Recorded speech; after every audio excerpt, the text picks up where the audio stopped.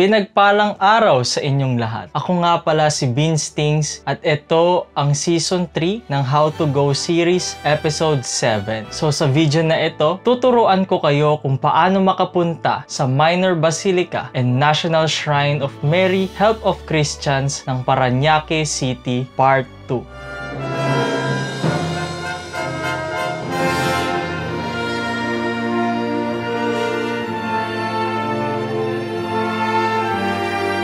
Maraming salamat sa pag-click nyo sa video na ito. Katulad din sa mga previous episode ng Season 3 ng How to Go series, commute lang ang ating gagawin para makapunta sa simbahan na ito. Public transportation ang ating mode of transportation. At syempre, as much as possible, gagawin kong clear at detalyado ang pagbibigay sa inyo ng instructions kung paano makapunta sa simbahan na ito. Para sa ganoon, kahit taga North, East, West at South ka pa nakatira, ay pwede mong sundan ang travel guide na ito. At note ko lang, ang mga mababanggit kong pamasahe ay mga pamasahe sa kasulukuyan kung kailan ko binibidyo ito. Pero kapag mayroong announcement naman ang national government tungkol sa fare hike ng mga public transportation or pagbaba ng pamasahe sa mga public transportation, ayun ang susundan natin. Ngayon, naibigay ko na ang mga notes sa inyo, tayo na at pumunta na sa travel route guide.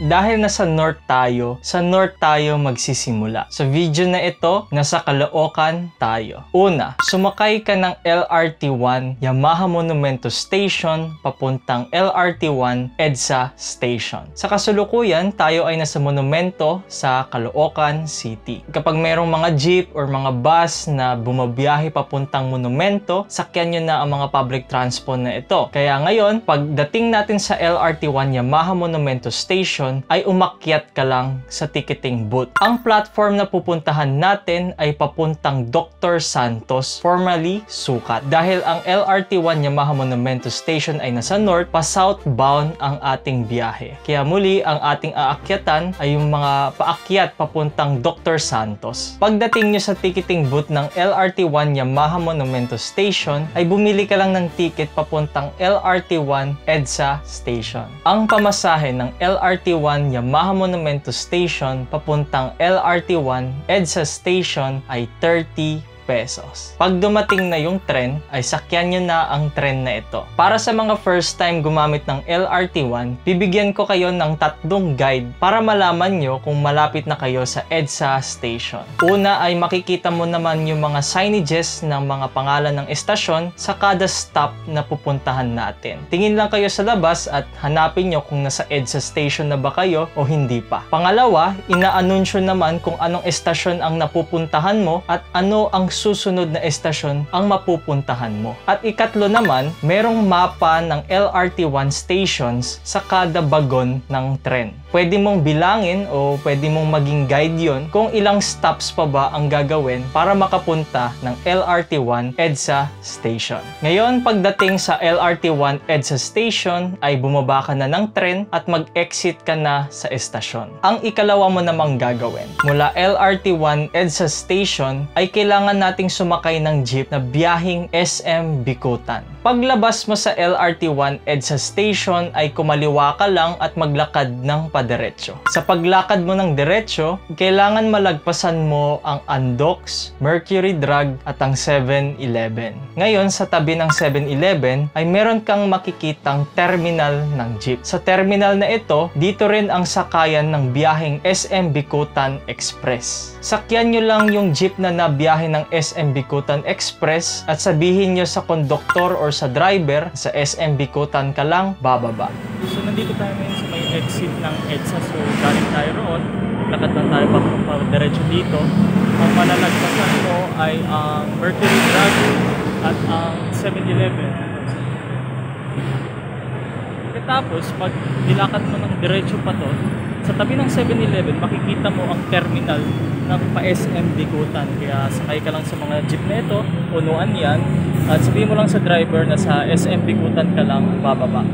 Muli, basta ang karatula ng jeep ay SM Bicutan o SM Bicutan Express, mas recommended ko kung SM Bicutan Express para sa expressway ang daan nito. Para sa ganoon, mas mabilis ang magiging biyahe ninyo. Kapag yan ang mga karatula ng jeep na nakita ninyo, sakyan nyo na ang jeep na iyon. Ang pamasahe ng jeep mula EDSA papuntang SM Bicutan Express to ay 30 pesos. Malalaman mo lang kapag malapit ka nang bumaba sa inyong destinasyon kapag dumaan na ito sa Bicutan exit sa toll gate. Kaya kapag may nakita ka ng toll gate na pinasukan ng jeep na sinakyan ninyo, ito na kasi yung Bicutan exit ng expressway. Ngayon, paglagpas ng jeep sa toll gate, ay hihinto muna ito sa stoplight. Dito, pwede ka nang bumaba para makapunta ka ng SM Bicutan. Dahil ang katabi ng toll gate na ito ay ang SM Bicutan mismo. Ngayon, ang babaan ng mga jeep na SM Bicutan Express ay nasa footbridge malapit. Kaya kapag baba mo sa jeep na ito, sa may footbridge, ay nasa tamang destination ka lang. Kapag nakita nyo na yung kulay green na footbridge, o di kaya kapag sinabi ng driver na SM Bicutan na, ay bumaba ka na ng jeep. Pagbaba mo ng jeep, ay umakyat ka sa footbridge na ito para makapunta ka sa SM Bicutan.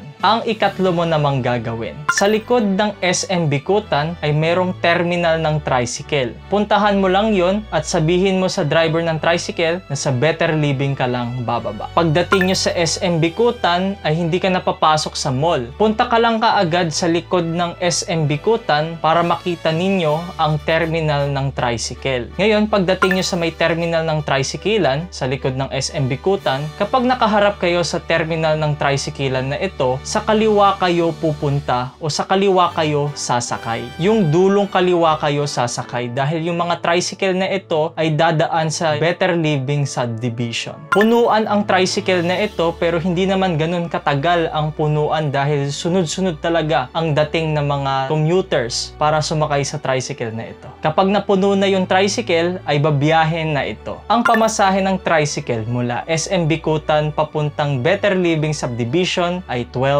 pesos. So galing tayong SM Bicutan, so naglakad tayo rito pas tumawid papunta rito sa area na ito sa may building nga ng SMDC. Then meron kayong makikitang terminal ng tricycle na ito. Saan ka sasakay?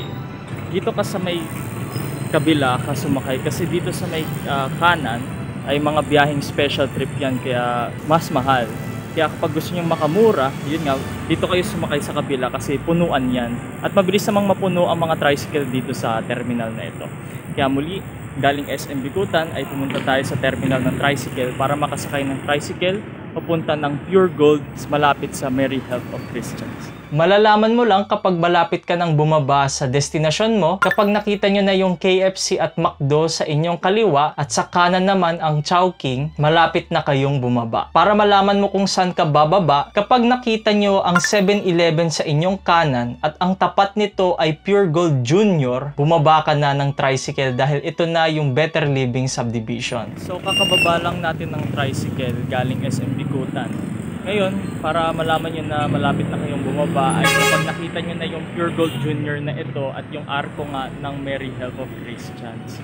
Kaya kapag nakita nyo na ito, yung McDo at yung Pure Gold Junior ay bumaba na kayo ng tricycle. Baba na lang kayo dito sa may tawiran at tumawid kayo. Ang susunod nyo namang gagawin ay tumawid kayo rito at pumasok sa subdivision na ito at lakarin papuntang Mary Help of Christians or pwede sumakay kayo ng mga tricycle dyan na papuntang Mary Help of Christians. Pagbaba mo ng tricycle ay gamitin nyo lang yung pedestrian lane para makatawid sa kabilang kalsada sa may Pure Gold Junior. Sa Pure Gold Junior ay merong arko na bakal na nakasulat ay Better Living Subdivision. At meron din itong mga nakadikit na directions papunta sa Minor Basilica and National Shrine of Mary Help of Christians. Actually, from Pure Gold Junior ay pwede ka nang mag-tricycle papunta ng simbahan. 30 pesos ang singil sa'yo. Pero, kayang-kaya naman siyang lakarin at hindi naman nakapapagod lakarin ito mula Pure Gold Junior papuntang simbahan. Kaya sa episode na ito, tayo ay muling naglakad papuntang simbahan mula Pure Gold Junior papuntang Minor Basilica and National Shrine of Mary Help of Christians. Sundan nyo lang ang mga directories na ito at makapupunta ka na sa Minor Basilica and National Shrine of Mary Help of Christians sa Parañaque City. Ganun lang kadali para makapunta sa Minor Basilica and National Shrine of Mary Help of Christians.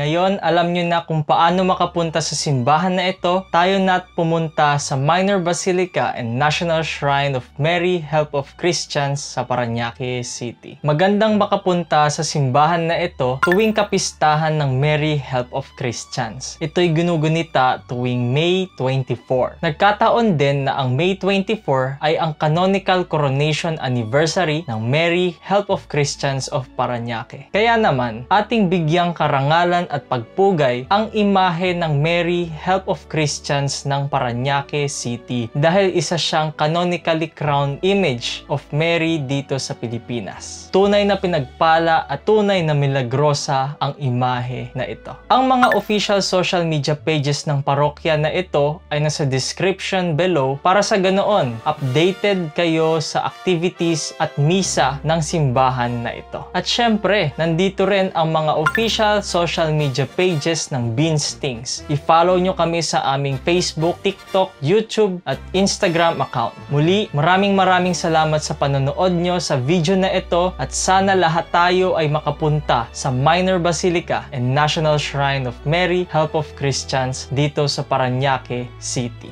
God bless and have a blessed trip everyone. Viva la Virgen! Viva!